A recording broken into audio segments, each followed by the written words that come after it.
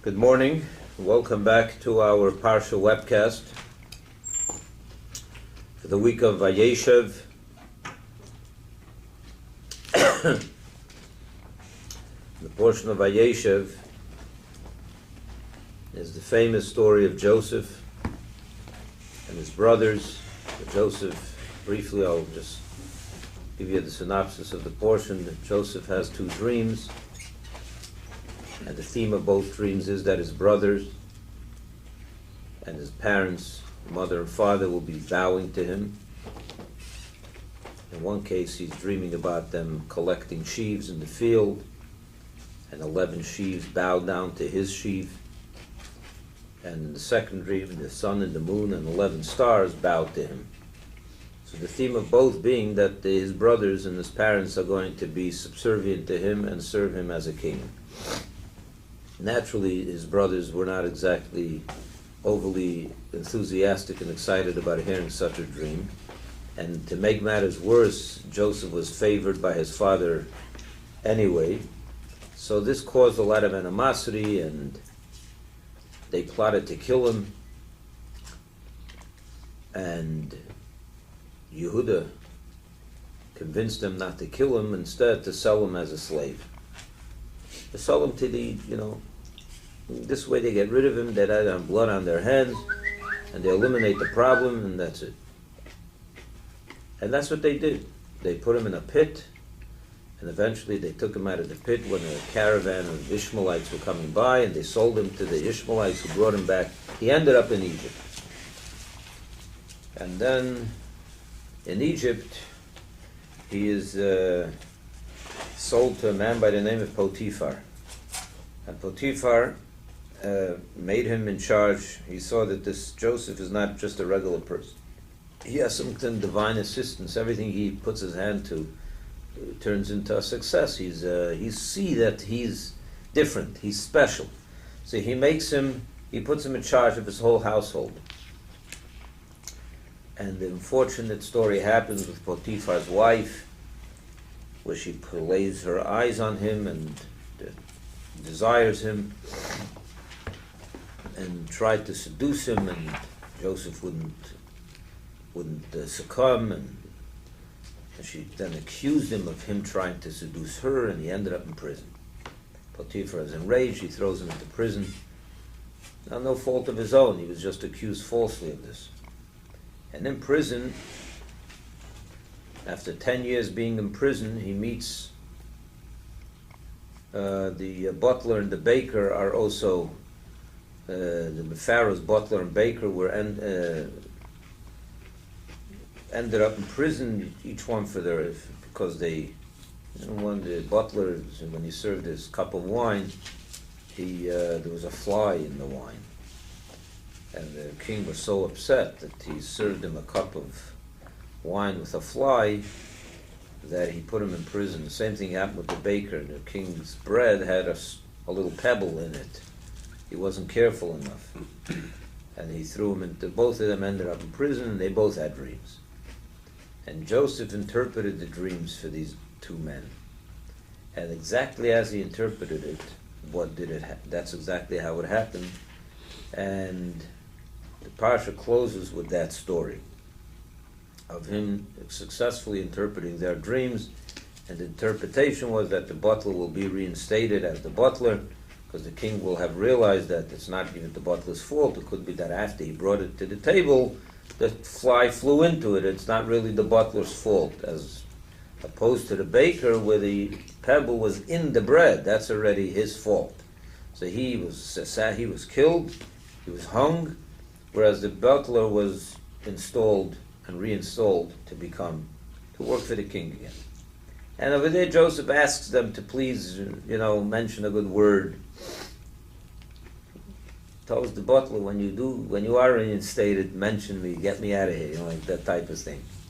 And he does, he forgets him, like all people that, when someone does you a favor, you quickly forget that they did you a favor, you don't want to be beholden, so you remove it out of your consciousness and finish. That's the end of the portion. Right in the middle of the portion, another incident happens where Judah was demoted from his status among the brothers. Because what happened was they came and told their father, when they sold Joseph, they came and told their father that they brought him the bloody coat. What they did was they slaughtered a sheep, a goat, and they dipped it, Joseph's special coat that his father gave him, they dipped it into blood, and they concocted this whole scheme, lie, that they found it, and to make the father believe that an animal had devoured him. And that's what he thought. And Jacob was so depressed, so sad, so he couldn't, no matter what they told him, nothing would comfort him. And when they saw what kind of anguish they caused to their father, they put the blame on Judah. You say, you're the leader of us. You should have told us not to do this. So they demoted him. So he left, and he opened up a business with a partner, and a whole story. He married the partner's daughter, and he married this woman there, and had 3 sons.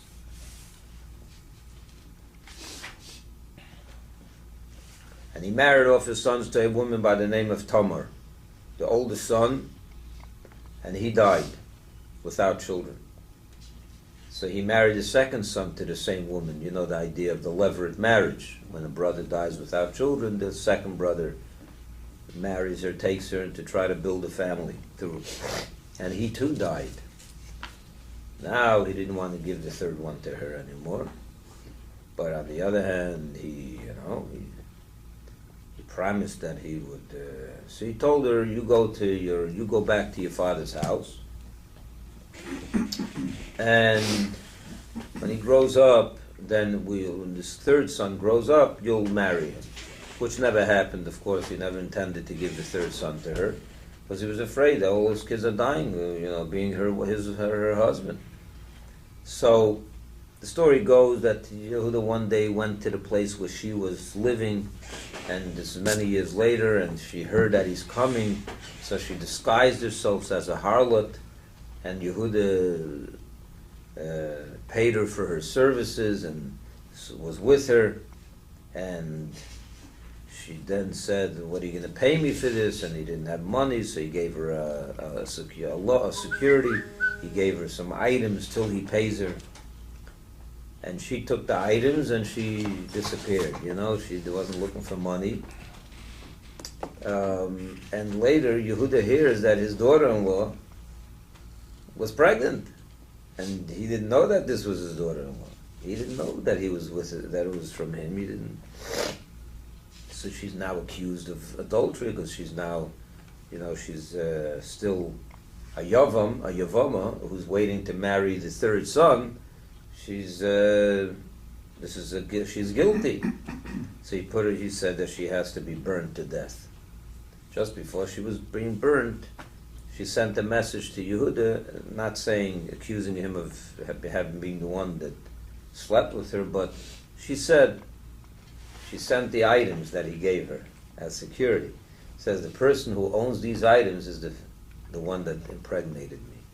Hoping that he would admit. If he didn't, she wasn't going to embarrass him in public, and she would have she would have allowed herself to be killed. He ends up standing up and saying, "Yes, I'm the one," and of course, she didn't die, and she ended up give birth to twins, and the 2 twins were Peretz and Zerach. That's what they named them. Turns out that this Peretz, father, became later the ancestor of Mashiach. And we say it in Lechadedi, right? Yaman Ismail Tifreitzi Ves Hashem Taritzi Al Yad Ish Ben Parzi.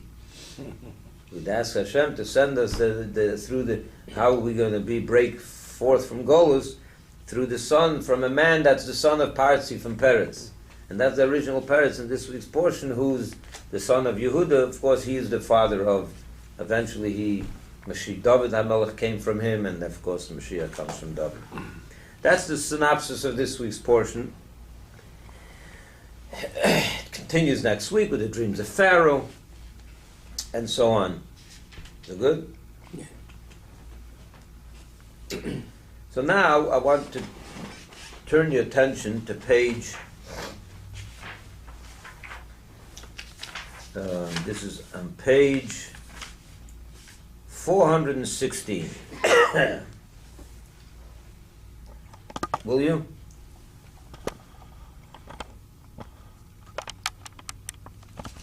So I don't hear you better. 416. This verse, and we're going to read, actually it's 415, verse 10. And this is after Joseph tells his brothers about the two dreams that he had.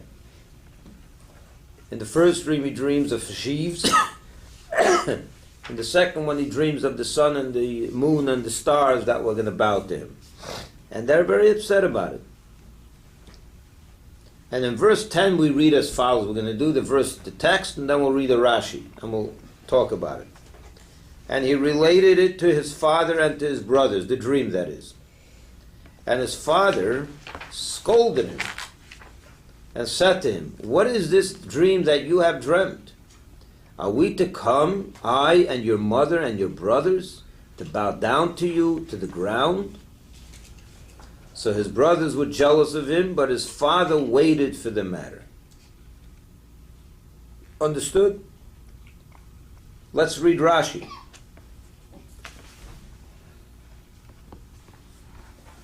On page 416, the first Rashi.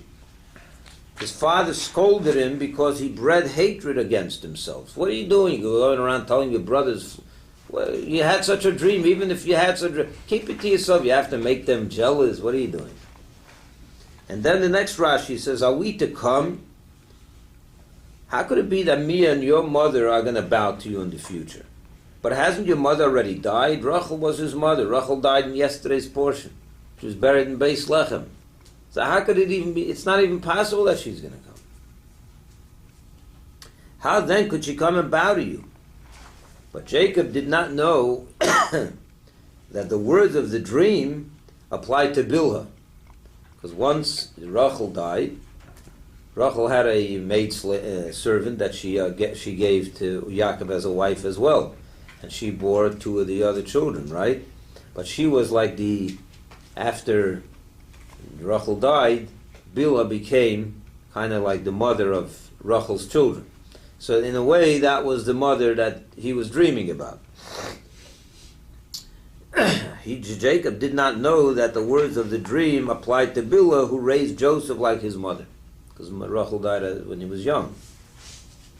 Our rabbis learned from here that there is no dream without some senseless matters in it. Every dream, even if there's some truth to it, there's something not true there.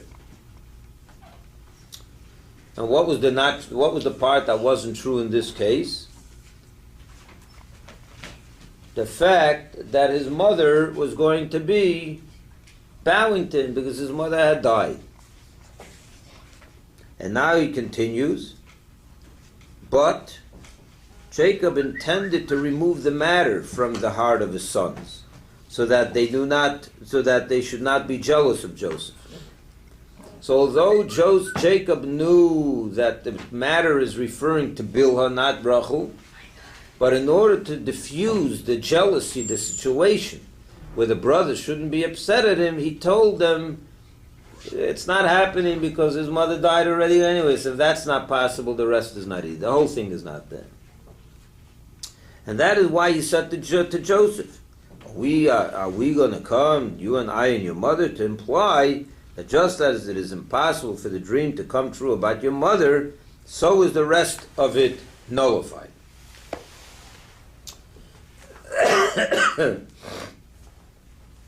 So let's talk about this Rashi a little bit. Now let's try to understand Jacob's behavior. But before we do that, we're going to read one more Rashi. The next one. Jacob waited for the matter, right? That's what the verse says. He was waiting and looking forward to when it would come true.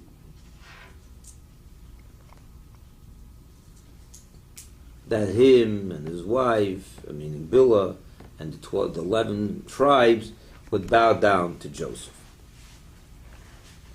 Okay, so first of all, like this. Let's try to understand a few things technical in Rashi. Rashi seems to be contradicting himself. First he says, he asks a good question. Jacob says, it's impossible that this will ever happen. Because how could it happen? Your mother's had already died, so how could she come to bow to you? Right?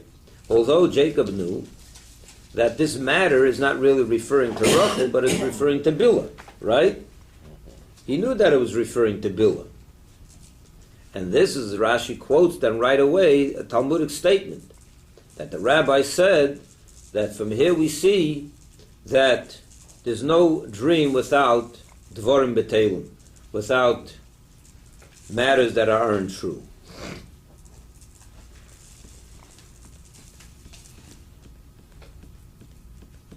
So, so Rashi seems to be saying two contradictory statements. If you're telling me that the matter was referring to Bilhah, right, then every detail of the dream was exact. There was no dvar. There were no dvarim b'telim. There were no matters that weren't. Everything was going to be true. Dvarim b'telim means, how does he translate it here? Senseless matters. It turns out that in this dream there were no senseless matters. Right? If Jacob is alive, and Bilhah is alive, and the 11 tribes are alive, and they're all going to end up bow with him, what is the senseless matter in this dream?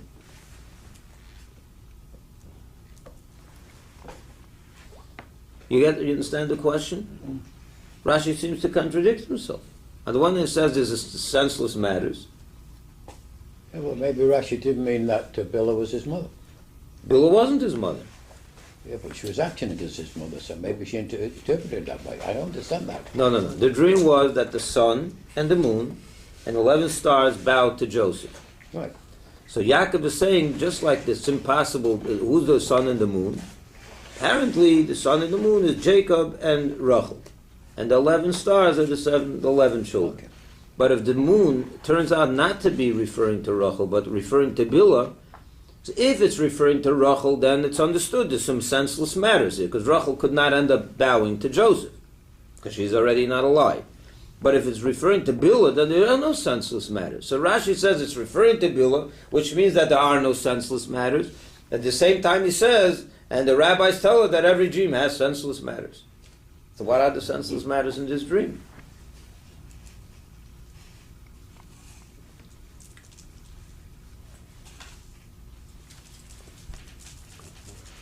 So let me ask you another question. The question is like this. Jacob, as Rashi tells us, the verse tells us, V'oviv shomar asadover. His father Jacob waited for the matter. And Rashi interprets and says, he was waiting and looking forward to when it would come true. Now, let me ask you something. You have children, right? Do you wait for you to start bowing to your children and they should be a king over you? Is this something that a father should wait for? No. What exactly is Yaakov waiting for? Why is he excited about this? He must know something. He knew that this was going to happen. He had the prophetic wisdom. He knew that this was destined to happen. But why would he wait for it? What's there to look forward to? He says that he looked forward to this. Why would a father look forward that as a father he should bow to his son and that the son should be king over him? Is it possible that he knew he was going to be a king, or he's going to He be did chief? know he was going to He be a knew he was king. going to be, so he felt it would be honoring him if he had a high place. Honoring who? He would be honoring Joseph. Why would a father want his son to be his king? Why, even if you know it's going to happen? But he knew it was going to He happen. knew it's going to happen, but does that mean that it's a positive thing? Is it a blessing from Why is it a positive thing that a person should look forward to his son becoming a ruler over the father? It should be the other way around. The father should be the ruler over the children, not the children over the father. So even if you want to tell me that Jacob had he saw the future, fine. Was that something I can't wait till it happens? Yeah. That's what Rashi is saying. He couldn't wait for that to happen. Right. Why couldn't he wait for it? What's so positive about You it? say it was It's not a natural thing for a father to look forward to. But he was awaiting the fulfillment of God's promise. That's, I understand that. yeah. So if to give you an example, and I'm not comparing it, but if imagine that a father foresaw into the future that his son was going to be poor. Or something bad. Right. Yeah. God promised that this boy would be Still poor. wouldn't be He's waiting. not looking forward to it. Right. Even if he knows it's going to happen, you kind of almost wish it's pushed off. But not that it should happen. So why is he looking forward for such? This is such an unnatural thing.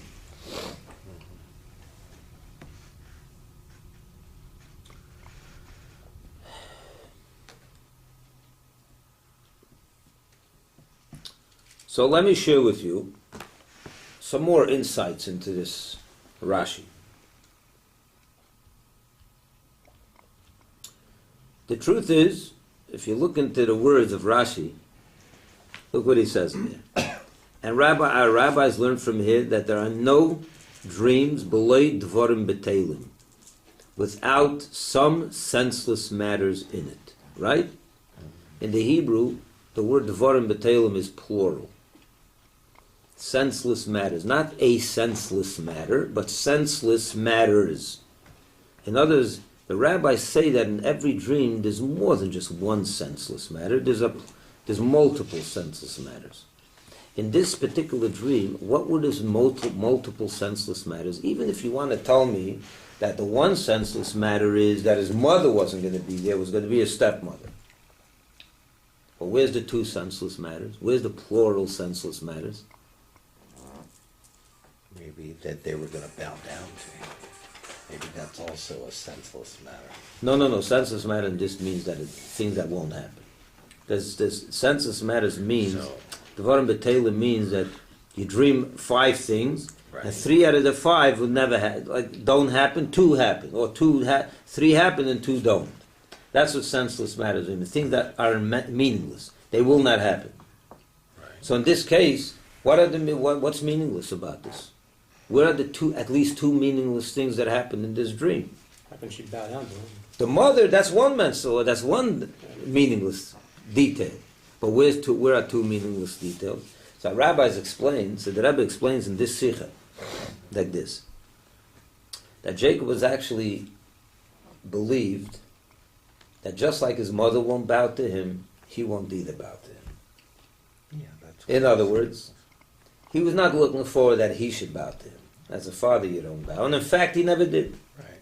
When Jacob came to Egypt, we don't find that he bowed to Joseph. He bowed to Pharaoh, Right. but he didn't bow to Joseph. Only later, when Jacob was on his deathbed, that he did. In other words, he didn't bow to the earth like you bow to a king. He never did.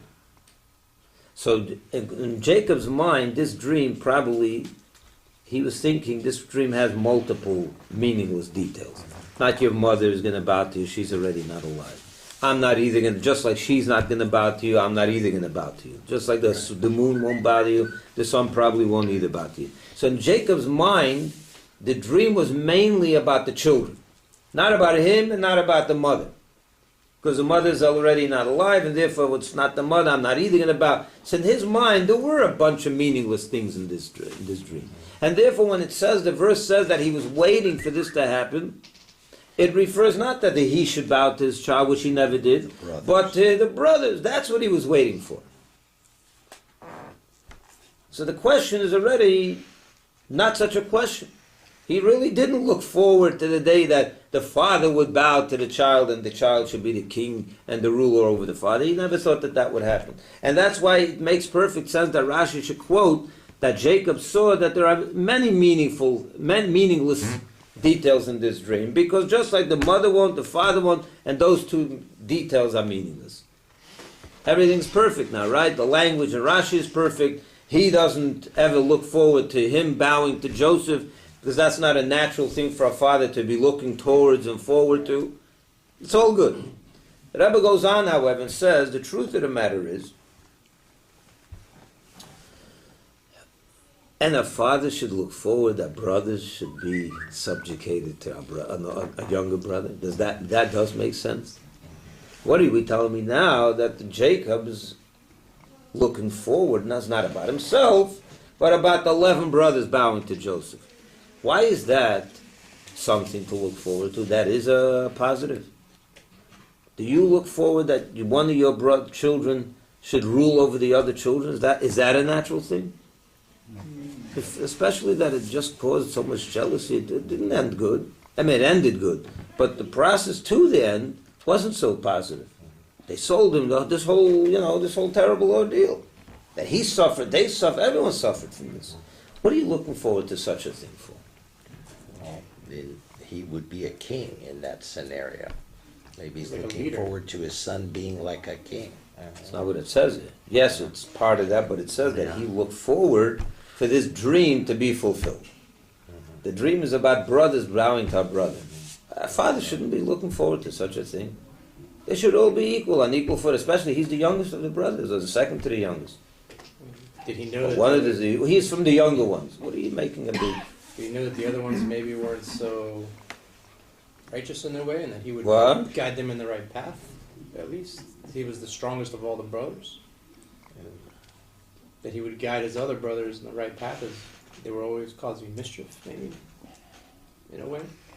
The brothers were causing mischief. I'm saying, like, the brothers weren't as righteous, that he would put them on the right path. Even if he was the righteous of the bunch, even if he was on a higher level, therefore what? So he should become a king over his own brothers. They tried to kill him though. I know that, but why would Jacob look forward for such a thing? What lies? Jacob would.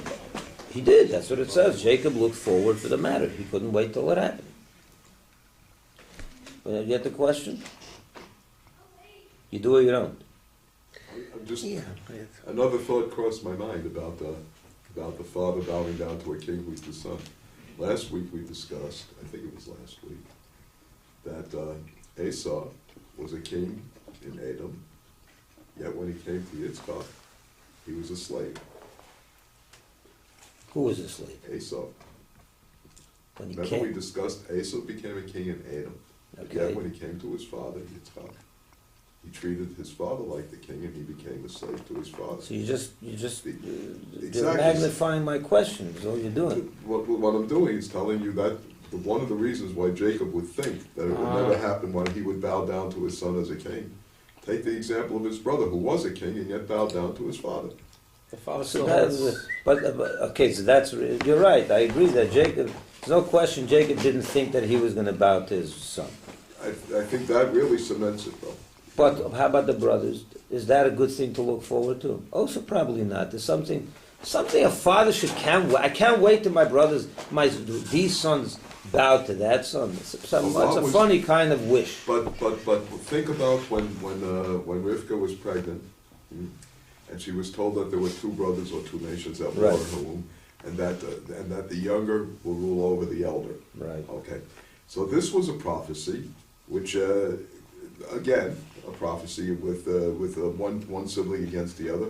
This is something that Rivka had no problem, not only not objecting to, but actually helping to come true by enabling Yaakov to carry out his mission. Right. So here's an example of a parent who not only doesn't fight against it, but enables that kind of prophecy. So maybe it's not Believes so he was strange. worthy of it. First Maybe of it's not so all, strange. there's a very big difference between Esav and Yaakov. Esav is they represent two nations. Yeah. Good, but Joseph and his brothers don't represent two different nations. But the Even if it's going to happen, let's even say it's going to happen. What is the advantage of such a thing? And in other words, if you look forward to something, you look forward to something that's advantageous. What exactly is advantageous about one brother ruling over the other brothers? It begs for some clarification. But it would also herald this new era of moving closer to Yetzias Mitzrayim and Matan Torah. Okay. All right. What he just said, he's onto something.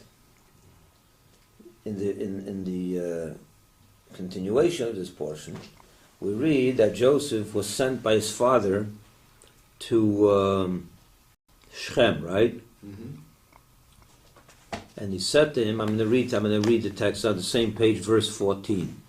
He says to him like this, and he said to him, Jacob said to Joseph, go now, look into the welfare of your brothers and the welfare of the flock, and bring them back to me. And bring me back word, So he sent him, in Hebrew, Me'emek Chevron, and which in the English he translates as from the valley of Hebron, that's where they were, and he arrived at Shechem. He went on the mission, that's where they sold him. So Rashi takes the word Me'emek Hebron, from the valley of Hebron. So he asks the question, Hebron is not a valley, Hebron is on a mountain. It's not a valley.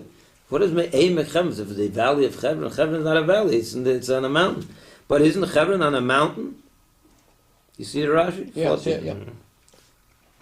As it says, they ascend in the south and he arrived at Hebron. They ascended to arrive at Hebron. You ascend to go to Hebron. It's on a mountain. Rather, Rashi says, but here it means, from the valley means from the depth, from the deep counsel of that righteous one, Avram, who is buried in Hebron, in fulfillment of that which had been set Avram at the covenant between the parts, that your offspring shall be sojourners in a land foreign to them in Egypt and so on. But the meaning of this is like this. When it says, Me'emek Hebron, he sent them from the valley of Hebron, it doesn't mean a valley. Hebron is not a valley. It means from the depth of Hebron. Who's the depth of Hebron? The one that's lying in the depth of Hebron. Who's lying in the depth of Hebron? Avram, in the cave of the patriarchs. What was said to Avram many years earlier when God met him at the covenant that they made? They made a covenant, and God told them then, your children are destined to be sojourners for 400 years in a land not theirs, not their own. And of course he meant Egypt, and they're going to be there, and they're going to have to go through that experience of exile. And after that, they will be taken out, and they will be brought to the Aravid, the Exodus, the mountain Torah. They'll be brought to the land of Israel. He promised them all the good things after they go through this crucible of Egypt. Now, there's two ways. In other words, Yaakov knew that his descendants, the Jewish people, are destined to be in Egypt. Destined to be in Egypt. There's two ways you can get to Egypt.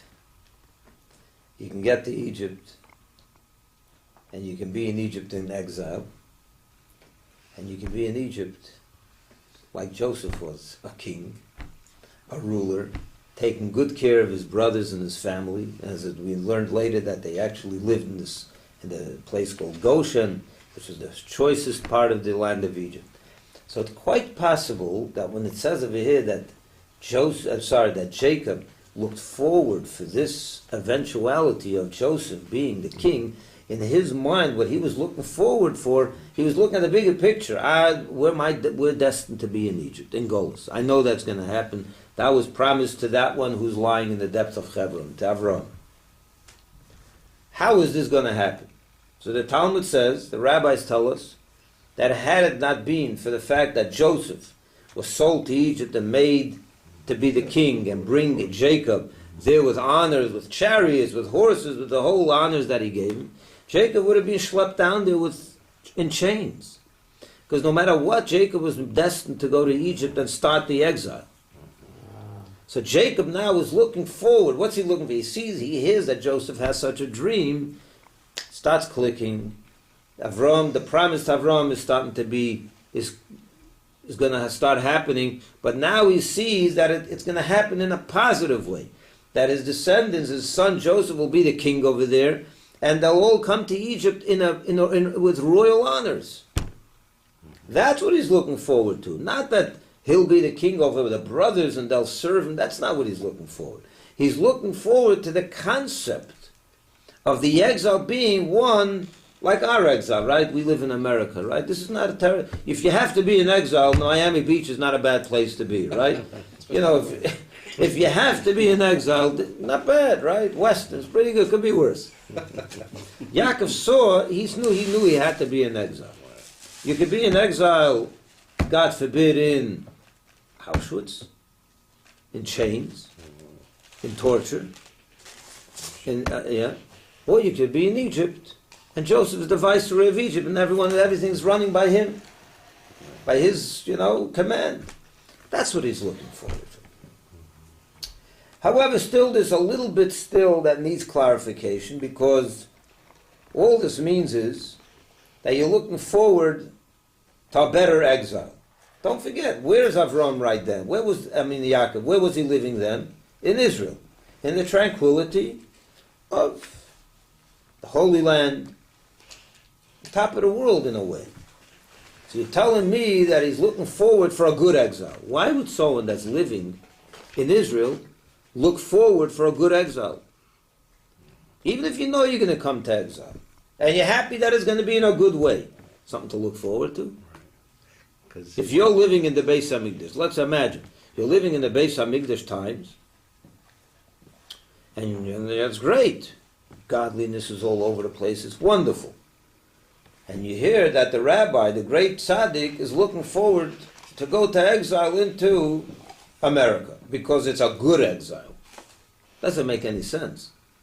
If you know it is destined to be, fine, it's destined to be. But is that something you anticipate, you're looking forward to, you're wishing for this to happen as soon as possible? So this still is a little bit, needs a little deeper understanding to this. So let me finally give you the explanation to this. The Jewish people are referred to in the Tehillim as, we're called Israel, right? We're known as Israel. We're known as Yehudim, Jewish. We have different terminologies. We're termed in different ways. In one case, we're termed Joseph. The whole Jewish people are called Joseph. Did you know that? In Psalm 80. The book of Tehillim, in Psalm 80, we're called Joseph. Why are we called Joseph? So it's not only because Joseph was the one that cared for us in Egypt, right? He was the one that led us and made us who we are, right? In Egypt, gave us food, he fed us, and he was the king. It's more than that. But here we get to in order to understand this, I want to present to you a Hasidic understanding of Joseph and his brothers.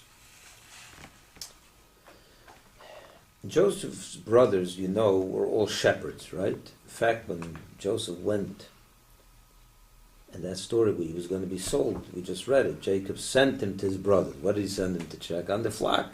They were shepherding his flock. They were all shepherds. Why did they choose to be shepherds? Because the nature of a shepherd is he goes into pastures, he goes into the woods, to the fields. He's separated, a little bit secluded from the hustle and bustle of the physical, materialistic, mundane world. He's able to let, while the flocks are grazing, he can meditate, he can, it's interesting, in Yiddish there are a lot of songs about the shepherd, where he's like he's a cholem, he's dreaming about higher things, about loftier things. A shepherd is able to be on a different level. He can, if a person that's looking to be a spiritually inclined person, and not to be involved in the daily, and very worldly, chooses the profession of a shepherd, because that allows him to be secluded, to be removed, go on the mountaintops and meditate on nature and God. It's a nice way to live if you're a spiritual person. These brothers, who knew that they're the Jewish people, who are holy men, the progenitors of the holy people, the Jewish people, who are meant to be godly and holy and removed, they believed that the job of the Jewish people is to be shepherds. To be removed as much as possible from this materialistic world. And that's why they chose those professions. The other hand, Joseph was the very opposite. What was Joseph? A man of the world. Joseph is in Egypt. Joseph has dreams about big things, about ruling the world. What do his dreams represent? His dreams represent his involvement in worldly matters. He's in fact becoming the whole provider of the whole world, the Jews and non-Jews. He's going to be the viceroy of Egypt. The whole world's going to come to bow to him. This is what he's dreaming. And when you say he's dreaming, this is what he's setting himself up to. In other words, Joseph introduced a new idea into the family of Jacob, that the mission of the Jewish people, of our family, is not to be shepherds and removed, but to go to Egypt and become the leaders, to become the leader of the world. To be involved, to engage, and that's, by the way, on the spiritual level, what the two brothers, why they were so upset with each other. Why did they hate him? They hated him because they were bad people. These were holy men. These were the tribes of God. So what went on of it? This was a battle of us, ideological battle. It was a theological debate raging between Joseph and his brothers. They were saying the Jewish people are meant to be holy on the mountaintops, and he's saying, no, we're meant to be holy in Egypt. This was a theological debate that was raging. And Yaakov was right in the middle of it, trying to diffuse the situation, but he sees Joseph's dreams. He says, yeah, that's it. That's the destiny of the Jewish people. Rabbi Yisroel, I have to go. That's the destiny of the Jewish people. They're going to be in Egypt, and he wins the debate.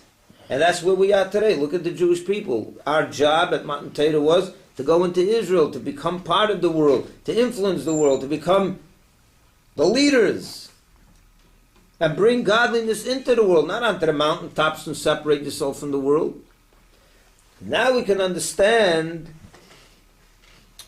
So now, before I sum up the idea of why Jacob would look forward to this, we are called Joseph, as I mentioned, right?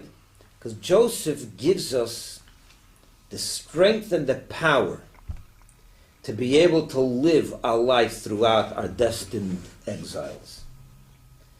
How is it that we are able to live in an exile like we live, and we lived in many different kinds of exiles, good and bad, more bad than good, yet maintain, be the people that, be the Jewish people, bring God to the world, and have influence on the world around us? How are we able to maintain this, manage this challenge? The answer is Joseph. He's the one that did this first. He's the first one that went into exile and became a tremendous influence on the world. It is because of him that we're able to do this. We know that everything that happened to our forefathers, including Joseph, was a signpost. That was the signal of what was going to be. But not just a signal, but that gave the power, the strength, the ability for all of us to follow suit. So the reason we're able to sit here today and go to the town center and light a menorah in front of 1,000 people, and it becomes the talk of town, and to do this in 4,000 locations around the world or wherever, and the whole world now is talking about God and Hanukkah and the concept of freedom. And that's just Hanukkah, and do this every day of the year in different ways. To become the influence that we are is because Joseph was the first one that became an influence in exile. So now, when we say that Jacob looked forward for the matter,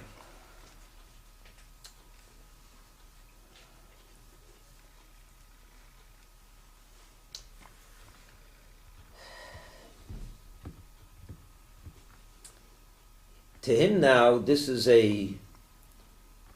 he's looking forward for Joseph's ideal to be victorious, because he knows that Joseph is right, but even more so, he's looking forward that he's looking now for the whole he's looking at the destiny of the whole Jewish people. We're not just talking about Joseph, we're talking about the people that are going to be called Joseph, the whole Jewish people who are going to live most of their existence till Mashiach comes in exile reality. He's looking forward for that moment that the Josephs of the world become the rulers of the world. That they're not subjugated, but they're the rulers. That's what he's looking forward. It's amazing. That we are now, that he's looking forward to the destiny of the Jewish people, the collective Joseph, who are going to go into exile, but instead of going into exile with chains, they're going to go into exile and be the leaders of the world, and influence the whole world and manage themselves to maintain their Jewish identity, but not only maintain that Jewish identity by running onto mountaintops or into the forest with their flock, but to be there with the people of the world and change them into becoming people of God, which is exactly what Joseph did. The first Joseph, he had all Egypt circumcised. You know that. Yeah, he had them all circumcised. He made them holier. He made them better. Goyim, not Jews.